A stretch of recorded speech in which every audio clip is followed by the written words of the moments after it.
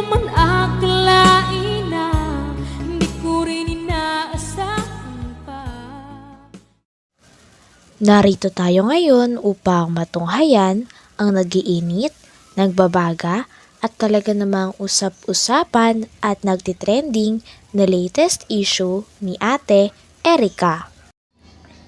Sa pagpapatuloy ng ating istorya ay narito nga muli si Kalingap Val upang pag-usapan at upang maresolba ang problema ni Ate Erica sa pagitan ng kanyang lolo at ng mga pamilya na naiwan nila pagkatapos nilang magkaroon ng bahay at pera ng kanyang kapatid na si Sheila May.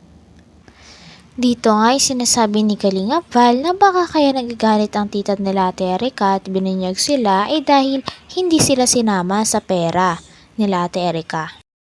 Palpak kayo! Hindi si tita ang may kasalanan. Kayo! Bakit po? Hindi nyo sinali sa hatian. Sa group chat ninyo, hindi nyo sinali si tita. Palpak yung mga kilos nindo. Tuloy lumabas ang baho ni Erica at ni Dianse.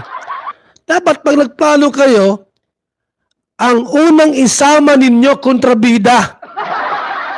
So, sa pelikula mga kalinga, sa pelikula po ni Fernando Po Jr., kapag walang kontrabida, hindi magandang panuorin. Inatsipiran nyo, binabaliwalaan nyo yung kontrabida. Tuloy, nagbulgar. Nagbulgar siya ng katotohanan. Yung nalaman niya po, mga sikretong bagay, binulgar niya. May part 2 pa daw yan. Tita, number ko 0929-113-2469. Sa akin ka mag-reveal. Sa akin mo lahat sasabihin, huwag kay Kapidongski. Maot na. Sinura honor na yan? Sinura honor. Huwag ka dyan sus! Sa akin ka na magdirekta. Wala man niyang kwintas si Nora honor. Si Kapidongski? Diyan ka ba naglalahad ng mga problema mo? Sa akin na, tita. Tita, pupuntahan kita sa inyo, Sabihin mo lahat sa akin yung mga baho nila. At bibili ako ng maraming pabango. Tuloy mo lang. Sa mukha. Ha? Kayo ang mga butog, wala kayong Sus, alam Ginoo. sa buhay namin, wala kayong alam sa pamilya ko, wala kayong alam sa magulang ko. Pumunta kayo dito sa bahay, hinarang kayo ng magulang ko kahit hindi na nakakahinga yung ina ko. Grabe naman yan. Kung ito man po'y totoo mga kalingap, kung ito po'y totoo, ako po ay labis pong nagdaramdam. Sorry tita sa aking mga pinagbibig ka dito sa live na akala ko ganyan ka di pala. Dito pa sa pagla-live ng tita nila Ate Erica ay nagmura nga ang tita ni Ate Erica. Minura ng tita ni Ate Erica ang e-lovers kasama na rin ang mga tumutulong kay Ate Erica dahil marami nga silang pinagsasabi na masasama at hindi totoo sa tita nila Ate Erica at sa pamilya ni Ate Erica. Buong pusong nagpapakumbaba sa'yo. Hinangaan kita ng labis. Hinarapan kayo ng ayos, kinuhaan kayo ng buko, inintindi kayo, kinausap kayo. Grabe. Tapos palalabasin ninyo, Na kayo lang ang maghati-hati sa 500,000 ni John A. Hindi nyo kasi sinama ito. Ilaber, sino ang dyan? Chairman, ang admin. Palpak kayo.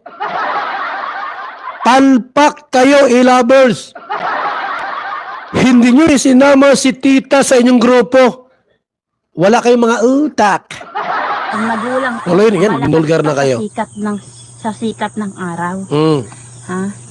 Putang ina ninyo, wala Sus, kayong alam. Minura kayo, ilabers. Hindi ako nagmura sa inyo. Hindi ako nagmumura. Nilabas ko lang itong kwento ni tita. Baka magtampo kayo sa akin. Hindi ko ito, Inilabas ko lang yung live. Hindi ako involved dito. Hindi ako involved dito. Nilabas ko lang. Kay ng text, dada kay ng dada, wala kayong alam noon time ng pagkagabi na yun na inagaw-agaw namin ang magulang namin na na-ospital na halos hindi na makahinga. Yan na. Ay, salamat kay Millie Chan. Thank you, Kuya Bal. Shout out.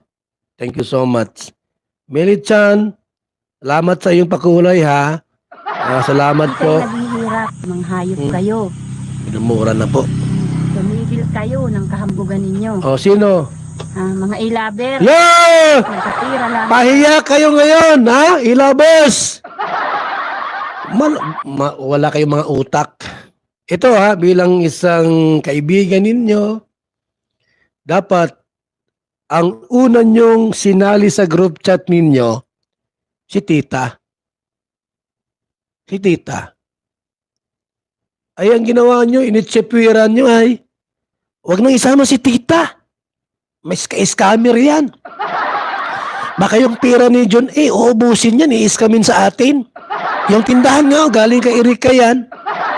Ngayon, tumuga na. May part 2 pa daw yan. Tita, yung part... Talagang habang mas tumatagal nga, ay mas nagkakaroon na nga ng challenge sa pagitan ni Ate Erika at sa dati niyang pamilya sa pagreresolba ng away na ito. Patagal kasi ng patagal ay mas lumalaki na nga at mas lumalala na ang sagutan sa panig nila Ate Erika at ng kanyang pamilya na iniwan nilang mag-ate. Maayos pa kaya ang gulo na ito? At syempre, lagi na dyan si Kalingap Val upang tumulong. Walang kwenta. Sa akin mo sabihin lahat. Tapos, ang gawin ni Kapitongski, reaksyonan niya po. Marunong mag-reaksyon si Kapitongski. Puro kabutugan na lang ang ginagawa ninyo. Grabing ginawa niya. Na-ospital yung magulang ko, sinali ng dugo. Pero nasaan yung Eric ang sinasabi nyo?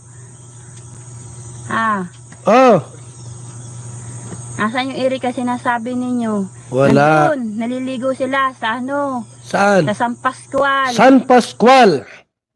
Sabi nung iba, ano yung San Pascual na yon? Ito yung lugar ni Erika po, mga kalingap pa. Ito yung lugar ni Erika. Bundok yan, bundok gubat. Bundok gubat. Damuhan. Tapos, San Pascual. Ilog yan. Kung ikaw po ay magandang babae,